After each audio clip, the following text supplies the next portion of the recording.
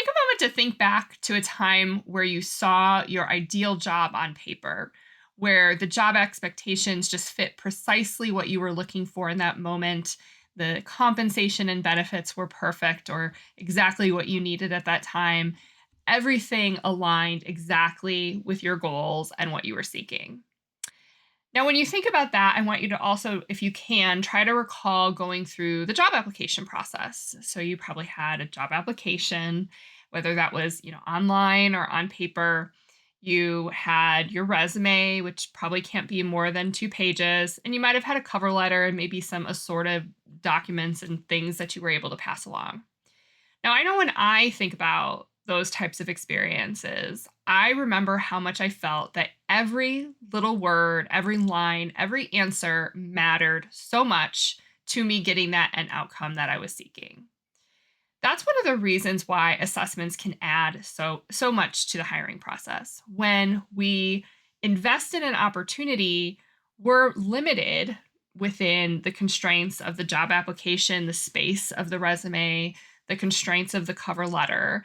And assessments, when well chosen and job related, give us the opportunity to share what we can do, to share more about our potential to perform, to add to the culture, and share more about who we are.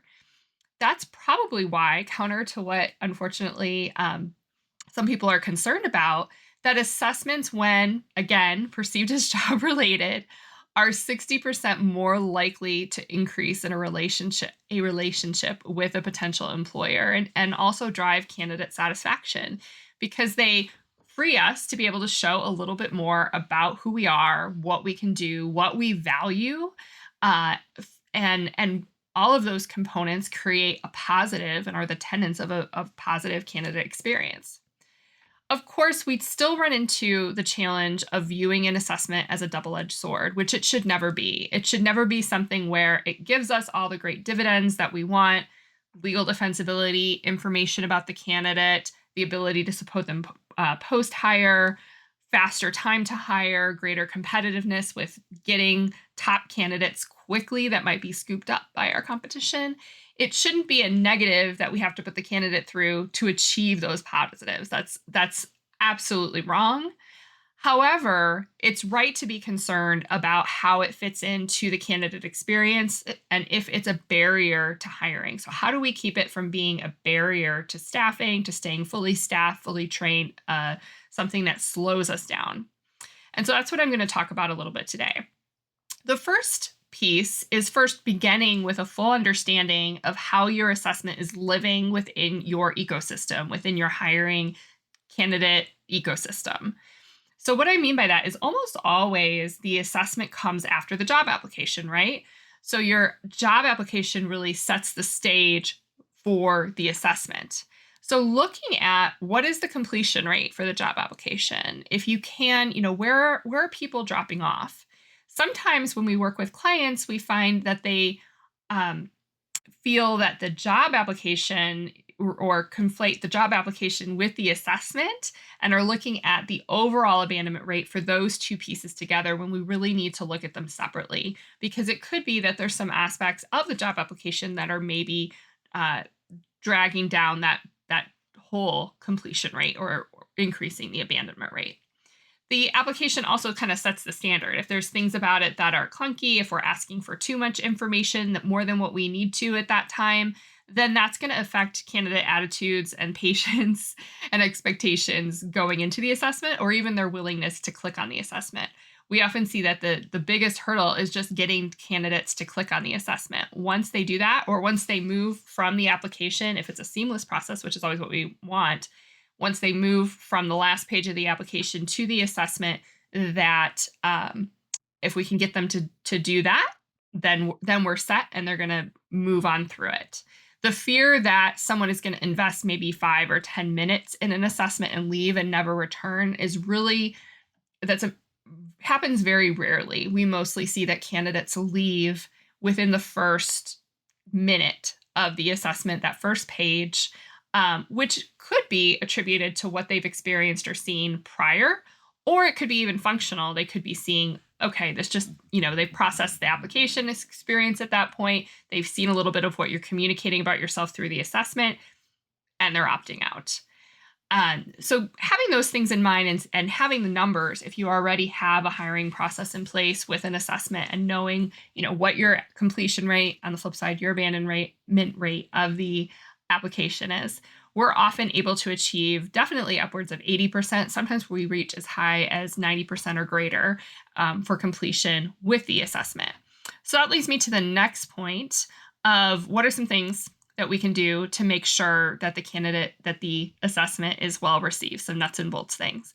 So first of all is making sure that the assessment is mobile friendly, that it's a great experience for candidates on mobile, which our assessments deliver an exceptional experience on a mobile device. We also want to make sure that the transition from whatever they had before to the assessment is seamless.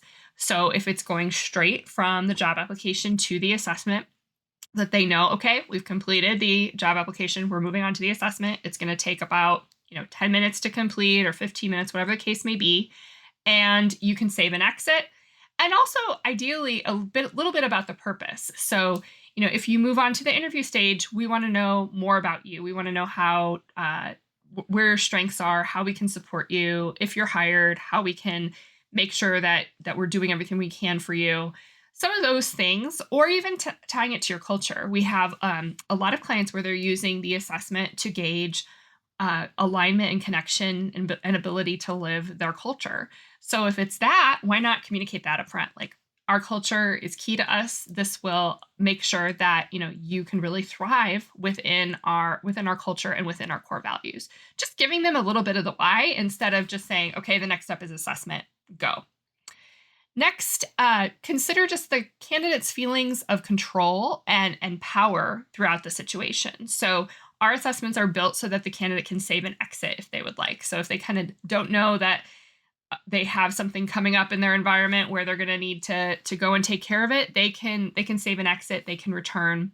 We also provide a progress bar at the top where it's really clear where they are, what element of the assessment they're taking, where they're headed next. And so that progress bar is absolutely key. And it's communicated that they can save and exit through a really big button at the bottom, as well as that they can seek us for help. So that's the next key piece, is making sure that the candidate knows where they can go if they have questions.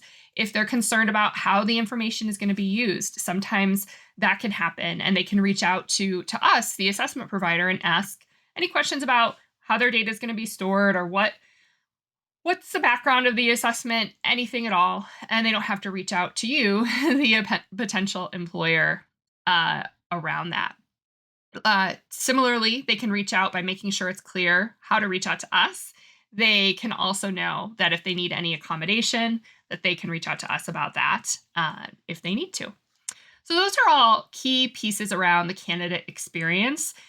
Again, all of that is grounded and sets us up to be successful if we have a assessment that's engaging, that's job related, and well built for the position.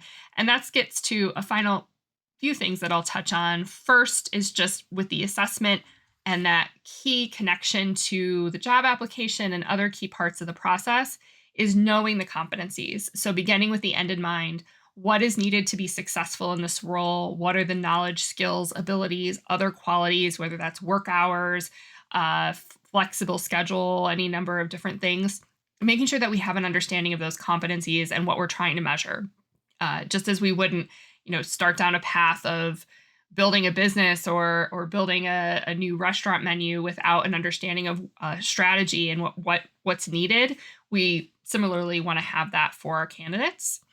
And that helps us use specific targeted questions in the job application that are most precisely needed for the role. So if it's a healthcare role, what specific competencies or what skill sets do we need? And should we emphasize that are required for this role for whatever type of care or service is being provided? And that can also help us by beginning with an understanding of the position with having screen out questions. So what are your deal breakers? What must they have on day one? And that can also help you be a great steward of the candidate experience by being able to gently guide candidates out of the hiring process when they are missing a key piece, maybe guiding them into another role or encouraging them to return when they have qualifications for a role that suits their needs. So again, just to recap everything, beginning with the end in mind, both in terms of having your competencies in place for the position, as well as knowing those, even if you're not using assessments right now, what is your completion rate for the job application? If you're using an assessment, then once they complete that application, what is the completion rate for the assessment? What steps? Having that outlined. What is your candidate ecosystem look like? What's the workflow, and where are we losing candidates along the way, and what are the opportunities to increase them? Communication is absolutely key, making sure candidates know where they're at, what to expect, and all of that is part of building a fantastic candidate journey that, with assessments, can increase your retention rate, their engagement, and your opportunity to be a remarkable place to work. So, thank you for those few minutes to review how to build a successful and engaging assessment program. And I look forward to coming back with more very soon.